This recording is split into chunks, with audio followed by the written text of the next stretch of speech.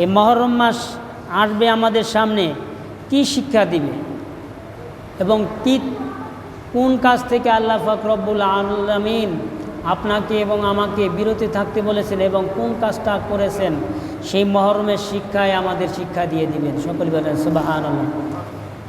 তা যাই হোক, যেহেতু আমাদের মহরম মাস এখন শুরু হয় নাই বা মহরম মাস আসেও নাই, আমরা সেদিকে আলোচনায় যাব না। আল্লাহ পাক রব্বুল আলামিন তৌফিক দান করলে ইনশাআল্লাহ মহরম সম্পর্কে আগামী সপ্তাহে আলোচনা করে। সকলে বলেন আলহামদুলিল্লাহ এবং সকলে বলে ইনশাআল্লাহ।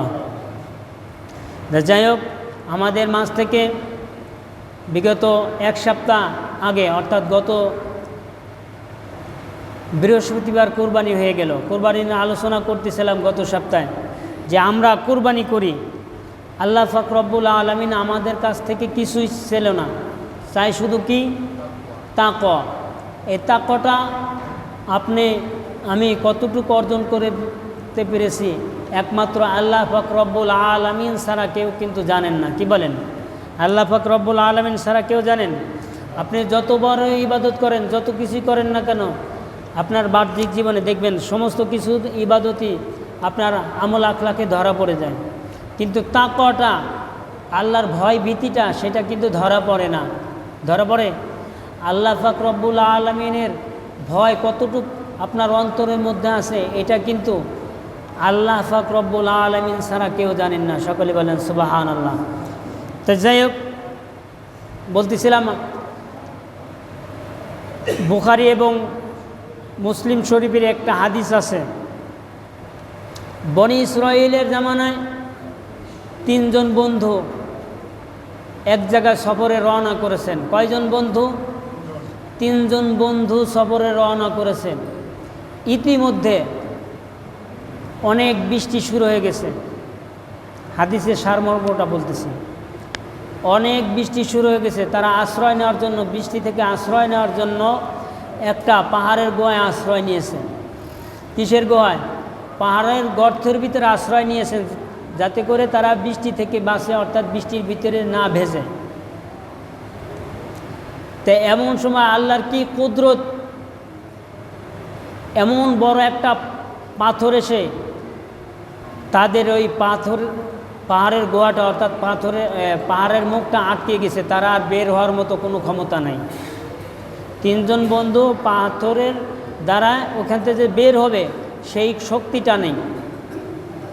এখন কি করবে? সেই পাহাড়ের গর্তের ভিতরে তিন বন্ধু বুদ্ধি করতেছে।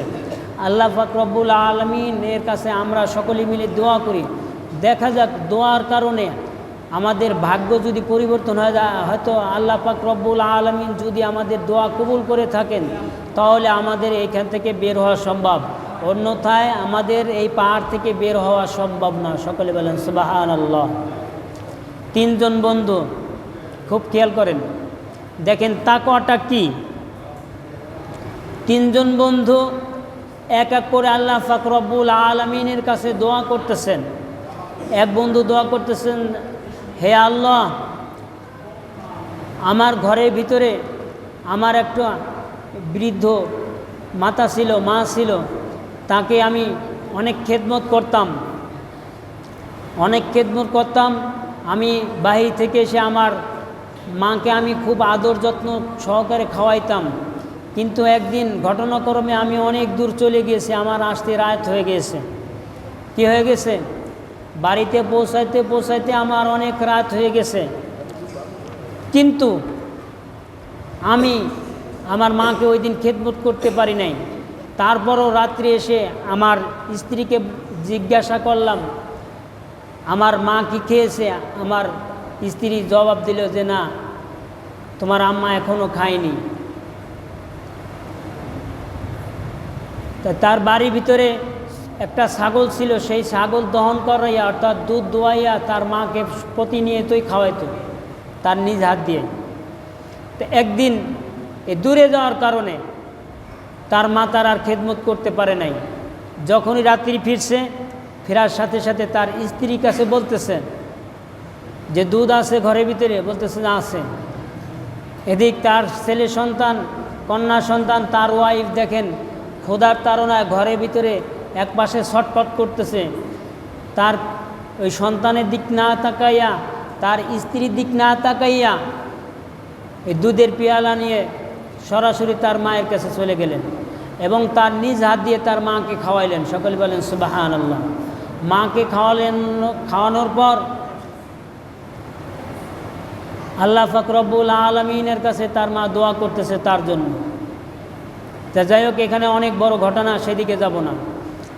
এই লোকটা আল্লাহ পাক রব্বুল আলামিনের কাছে দোয়া করতেছে, শেষ পর্যন্ত বলতেছে যে আল্লাহ, এই কাজটা যদি তোমার ভয়ে করে থাকে, আমার ছেলে সন্তানকে খাওয়াইলাম না, আমার স্ত্রীকে খাওয়াইলাম না, আমার মাকে খাওয়াইলাম, এই কাজটা যদি তোমার ভয়ে করে থাকি, তাহলে আমাদেরকে এই পাহাড়ের গর্ত থেকে বের হওয়ার একটা সুযোগ করে দাও। সকলে বলেন সুবহানাল্লাহ।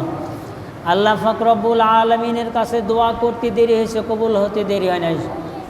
কথা বলেন সুবহানাল্লাহ। আর একটু জোরে বলেন সুবহানাল্লাহ। কারণ মায়ের খেদমত করার কারণে কি হয়েছে, আল্লাহ পাক রব্বুল আলামিনের কাছে দোয়া করেছেন, দোয়া করার সাথে সাথেই আল্লাহ পাক রব্বুল আলামিন কবুল করে নিয়েছেন। দ্বিতীয় ব্যক্তি আল্লাহ পাক রব্বুল আলামিনের কাছে দোয়া করতেছে যে আল্লাহ, আমার পরিবারে একজন রাখাল ছিল। কি ছিল? একজন রাখাল ছিল। সেই রাখালটা আমার বাড়ি অনেক দিন ধরে কাজকাম করত। কাজকাম করার পরে হঠাৎ করে আমার এই রাখালটা আমার কাছে না বলে বাড়ি থেকে বের হয়ে চলে গেছে, এমনকি আমার কাছে কিছু টাকাও পেত, বেতনও পেত। তার চলে যাওয়ার কারণে আমি সেই টাকাটা রেখে দিয়েছিলাম, সেই টাকাটা খরচ করি নাই। এই টাকাটা আমি তার টাকা দিয়ে কিছু ছাগল কিনেছি। ছাগল কেনার পরে একটা একটা করে অনেক বাচ্চা হয়েছে, বংশ বিস্তার করেছে ছাগল। এই ছাগলটা আমি রেখে দিয়েছিলাম। যখন আমার এই রাখালটা পুনরায় আমার সংসারে ফিরে আসলো, বলল যে আপনার বাড়িতে আমি কাজ করেছি অনেক দিন পর্যন্ত, আপনি আমাকে টাকা দেন না, আমি টাকা ফেলে রেখে আমি চলে গিয়েছিলাম, সেই টাকাগুলো দেন। তা আমি বললাম যে তুমি যে টাকাগুলো আমার কাছে রেখে গিয়েছিলে, সেই টাকাগুলো দিয়ে একটা ছাগল কিনেছি, একটা ছাগলের বিনিময়ে তোমার অনেকটি ছাগল হয়েছে, এই সমস্ত ছাগলের বাচ্চাই সমস্ত কিছুই তোমার, তুমি নিয়ে চলে যাও। ছাগলের রাখাল আমার এইটা দেখে সে অবাক হয়ে গেছে যে একজন মালিক কত বড় হলে, কত বড় মন উদারতা হলে তার মালিক রাখালের জন্য টাকা দিয়ে নিজে ছাগল পেলে অনেক বংশ বিস্তার করেছে। হে আল্লাহ, এই কাজটা যদি তোমার ভয়ে করে থাকি, আমার এই পাথরটা বের হওয়ার একটু সুযোগ করে দাও। সকলে বলেন সুবহানাল্লাহ। হাদিস শরীফে আসছে, এই লোকটা যখন আল্লাহ পাক রব্বুল আলামিনের কাছে দোয়া করেছেন, দোয়া করতে কবুল হয়েছেন, আল্লাহ পাক রব্বুল আলামিনের দরবারে কবুল হতে দেরি হয় না। সকলে বলেন সুবহানাল্লাহ। তাৎক্ষণিকভাবে পাথরটা একটু সরে গেল, দুইজনের দোয়া কবুল হয়ে গেল। সকলে বলেন সুবহানাল্লাহ। এবং এমনভাবে পাথরটা সরছে, এখনও কিন্তু বের হওয়ার মতো কায়দা হয় নাই, পজিশন হয় নাই। তিনজন লোক ছিল। কয়জন লোক ছিল? তিনজনের ভিতরে দুইজন দোয়া করার সাথে সাথে আল্লাহ পাক রব্বুল আলামিন কবুল করে নিলেন। বাকি আছে কয়জন? একজন। বাকি লোকটা আল্লাহ পাক রব্বুল আলামিনের কাছে দোয়া করতেছেন যে হে আল্লাহ, আমার একটা চাচাতো বোন ছিল, এই চাচাতো বোনের আমি প্রেমে আবদ্ধ হয়েছিলাম, তাকে আমি কুপ্রস্তাব দিয়েছিলাম, সে কুপ্রস্তাবে রাজি হয়েছিল, সে কিছু টাকার বিনিময়ে আমার সাথে কুপ্রস্তাব করবে সেটাও রাজি হয়েছে। আমি সেই টাকাগুলো জমা করে যখন আমি তার সাথে দেখা করতে যাই, দেখা করতে গেলে যখন আমি তার ঘরে ভিতর প্রবেশ করব, তার সাথে কুপ্রস্তাবে রাজি হওয়ার জন্য সে যে রাজি হয়েছিল, আমি যখন তার সাথে ওই কুপ্রস্তাব যখন আমি ঘটাবো তার সাথে, তখনই আমার চাচাতো বোন আল্লাহ পাক রব্বুল আলামিন তোমার কাছে একটা কথা বলেছিল যে হে আল্লাহ, তুমি আল্লাহকে ভয় করো। তাৎক্ষণিকভাবে আমি আমার বোনকে ছেড়ে দিয়েছিলাম, আমার বোনের সাথে আর অপকর্ম আমি লিপ্ত হতে পারি নাই। আমার অন্তর ভিতরে তোমার তখন ভয় লেগেছিল। এই কাজটা যদি তোমার ভয় করে থাকি হে আল্লাহ, তাহলে এই পাথরটা গুহার মুখ থেকে একটু সরাই দাও, আমরা যাতে এখান থেকে বের হতে পারি। রাসূল সাল্লাল্লাহু আলাইহি ওয়াসাল্লাম হাদিস শরীফে ইরশাদ করেন, এই লোকটা যখনই দোয়া করেছে, দোয়া করার সাথে সাথে আল্লাহ পাক রব্বুল আলামিন কবুল করে নিয়েছেন। সকলে বলেন সুবহানাল্লাহ। এই দেখেন, তিনজন লোক একই জায়গায় আটকে ছিল বৃষ্টির কারণে, বের হতে পারে নাই। যখন আল্লাহ পাক রব্বুল আলামিনের কাছে দোয়া করলেন, দোয়া করার সাথে সাথেই দোয়া করতে দেরি হয়েছে, কিন্তু কবুল হতে কি হয় নাই? দেরি হয় নাই। তাহলে তাকওয়াটা কি? তাকওয়াটা হচ্ছে একমাত্র আল্লাহ পাক রব্বুল আলামিনের ভয়। আপনি যখন আল্লাহ পাক রব্বুল আলামিনের ভয় নিয়ে কাজ করবেন, দেখবেন আপনার অটোমেটিক সেই কাজটা আল্লাহ পাক রব্বুল আলামিনের জিম্মায় চলে যায়। সকলে বলেন সুবহানাল্লাহ। এখন আমরা যদি মনে মনে করি যে আমরা যখন চুরি করতে যাই, তখন যদি বিসমিল্লাহ বলে চুরি করি, কি বলেন? বিসমিল্লাহ বলে চুরি করলে কি ঈমান থাকবে? কথা বলেন। বিসমিল্লাহ বলে চুরি করলে ঈমান থাকবে না, কারণ আপনার কাজটা হচ্ছে হারাম। কাজটা কি? হারাম। আর জিনিসটা লাগাচ্ছেন কি? হারাম, হালাল। তা হারাম আর হালাল কি এক হতে পারে কোনো সময়? কখনো হতে পারে না। আপনি চুরি করবেন, নাজায়েজ কাজ করবেন, ওখানে বিসমিল্লাহির রহমানির রহিম বলবেন, আল্লাহ পাক রব্বুল আলামিন আপনার দোয়া কবুল করে নেবেন? কখনোই না, বরং আপনার ঈমান চলে যাওয়ার সম্ভব আছে। ঈমান চলে যাবে, সম্ভব কি? ঈমান চলে যাবে। সেই জন্য বলেন, লা ইয়ানালুল্লাহা লুহুমুহা ওয়ালা দিমাউহা ওয়ালাকিন ইয়ানালু তাকওয়া মিনকুম। তোমাদের কাছ থেকে আমি গোশতও চাই নাই, রক্তও চাই নাই, এমনকি গরুর চামড়াও চাই নাই, কিচ্ছু চাই নাই, গরুর মাথাও চাই নাই। চেয়েছি কি? শুধু ওয়ালাকিন ইয়ানালু তাকওয়া মিনকুম।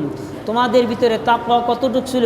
তুমি জবাই করেছো গরু, এখন মনে মনে ভাবতে পারো যে গরু জবাই করেছে, মেয়ে নতুন বিয়ে দিয়েছি, মেয়ে বাড়ি যদি গরুর রানটা না পাঠায় কেমন হয়? কি বলেন? গরু 2 লাখ টাকা দিয়ে গরু কিনেছি, গরুর গলায় একটা মালা দিয়ে সারা এলাকায় না ঘোরালে কেমন হয়? দেখতে হবে না যে কে কুরবানি দিয়েছেন? কি বলেন? এটা কি তাকওয়া হলো? কথা বলেন। এটা কি আল্লাহর ভীতি হলো? আল্লাহর ভয় ভীতি হলো? কোনটাই হলো না। বরঞ্চ আল্লাহ পাক রব্বুল আলামিনের কথাকে অমান্য করে আপনি লোক দেখানো ইবাদত করতেছেন। এই লোক দেখানো কাজ কখনোই আল্লাহ পাক রব্বুল আলামিনের দরবারে কবুল হয় নাই, আর জিন্দেগিতেও হবে না। সকলে বলেন নাউজুবিল্লাহ। যাই হোক, আল্লাহ পাক রব্বুল আলামিন আমাদেরকে সঠিক বুঝার তৌফিক দান করুন। সকলে বলে আমিন। আখিরু দানা আলহামদুলিল্লাহি রাব্বিল আলামিন।